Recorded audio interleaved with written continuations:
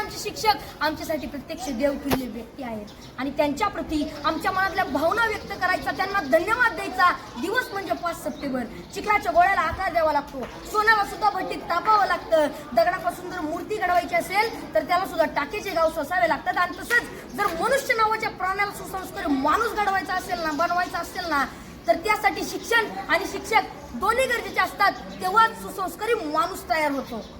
जगावर राज्य करणारा इंग्लंड हा देश आहे आणि या देशाच्या सांस्कृतिक परंपरेने त्यांच्या देशातील शिक्षकांना राष्ट्रपतींइतका सन्मान आणि दर्जा दिला जातो आणि म्हणून तर ते जगावरती राज्य करतात. ज्याला क्रिकेटचा देव मानलं जातं तो मास्टर ब्लास्टर सचिन तेंडुलकर. त्याला प्रसार माध्यमांनी प्रश्न केला की तुम्हाला एवढी बक्षिसं मिळाली, तेवढे पुरस्कार मिळाले, तर त्यातलं तुमच्या आवडीचं बक्षीस कोणतं? तेव्हा सचिन तेंडुलकरने सुंदर उत्तर दिलं. ते म्हणाले, मला एवढी बक्षिसं मिळाल्यात, मला एवढे पुरस्कार मिळालेत, अहो एवढेच काय, मला सर्वोच्च पुरस्कार भारत रत्न मिळालाय, पण त्यातलं माझ्या आवडीचं बक्षीस कोणतं असेल ना, तर ते म्हणजे मला माझ्या आचरेकर सरांनी दिलेली शाबासकीची थाप. ते जेव्हा म्हणतात ना शाबास सचिन, तेव्हा त्यांची ही शाबासकी मला भारतरत्नापेक्षा सुद्धा मोठी आहे. जी माणसं आपल्या जीवनात मोठी झाली त्यांनी आपल्या आयुष्यातील मोठेपणाचं यशच श्रेय आपल्या शिक्षकांना दिलंय. जगामध्ये एक सर्वात जास्त वाचलं जाणारं आणि सर्वात जास्त विक्री होणारं एक पुस्तक आहे आणि त्या पुस्तकाचं नाव आहे 7 habits to highly effect to peoples, यशस्वी लोकांच्या 7 सवयी. आणि हे पुस्तक लिहित असताना ते लेखकाने जवळजवळ 3000पेक्षा जास्त यशस्वी आणि सर्व क्षेत्रातील लोकांच्या मुलाखती घेतल्या होत्या.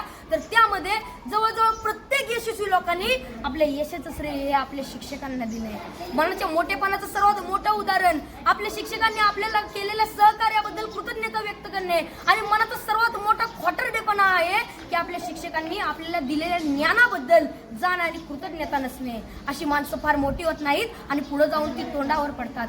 असंच एका मनाच्या मोठेपणाचा एक मोठा प्रसंग या ठिकाणी मला सांगावा असं वाटतो. एकदा डॉक्टर बाबासाहेब आंबेडकर इंग्लंडवरून भारतात येत होते. ही बातमी त्यांच्या कार्यकर्त्यांना, त्यांच्या आयोजकांना समजली. त्यांचे कार्यकर्ते बाबासाहेबांच्या विमानाची वाट बघत विमानतळावरती थांबले. बाबासाहेबांचं विमान 2-3 तास लेट होणार होतं, पण तरी सुद्धा त्यांचे कार्यकर्ते त्यांच्या स्वागतासाठी त्यांची विमानतळावर 2-3 तास वाट बघत थांबले आणि 2-3 तासानं बाबासाहेबांचं विमान विमानतळावरती लँड झालं. बाबासाहेब खाली उतरले. बाबासाहेबांचे सर्व कार्यकर्ते बाबासाहेबांच्या दिशेने पळत सुटले. ढोल ताशे वाजू लागले. बाबासाहेबांच्या घोषणांनी आकाश दुमदुमून गेलं. बाबासाहेब आप आगे बढ़ो, हम तुम्हारे साथ है. बाबासाहेबांचा विजय असो अशा घोषणा देत होते. कोण बाबासाहेबांच्या पायात पडत होतं तर कोण त्यांना हार घालत होतं. बाबासाहेबांची नजर समोर गेली तर समोर बसलेला एक म्हातारा माणूस मात्र बाबासाहेबांचा हा कौतुक सोहळा अतिशय प्रेमाने पाहत होता. बाबासाहेबांनी गर्दी बाजूला सारली आणि तडकन त्या म्हाताऱ्या माणसाकडे गेले आणि आपलं डोकं त्या म्हाताऱ्या माणसाच्या पायावर ठेवलं. त्या क्षणी सर्व लोक आश्चर्यचकित झाले. एवढे मोठे प्रखंड पंडित डॉक्टर बाबासाहेब आंबेडकर या म्हाताऱ्या माणसाच्या पाया का पडताय? त्या क्षणी बाबासाहेब म्हणाले, हेच ते केळुसकर गुरुजी ज्यांनी मला माझ्या लहानपणी शिकवलं.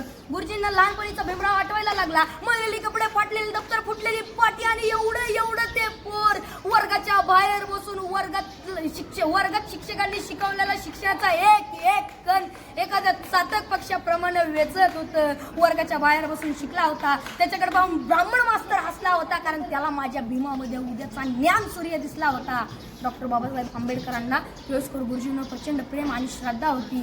मला या ठिकाणी म्हणावं असं वाटतंय, घरट्यातून पिलू उडावे घेऊन दिव्य शक्ती, आकांक्षाचे पंख असतात आणि उंबरठ्यावर भक्ती. तसंच आपण आपल्या आयुष्यात किती जरी मोठं झालं, किती यश संपादन केलं, तरी आपण आपल्या शिक्षकांना आणि आपण आपल्या शाळेला कधी विसरलं नाही पाहिजे. एवढं बोलून मी माझ्या भाषण संपवतो. जय हिंद, जय भारत.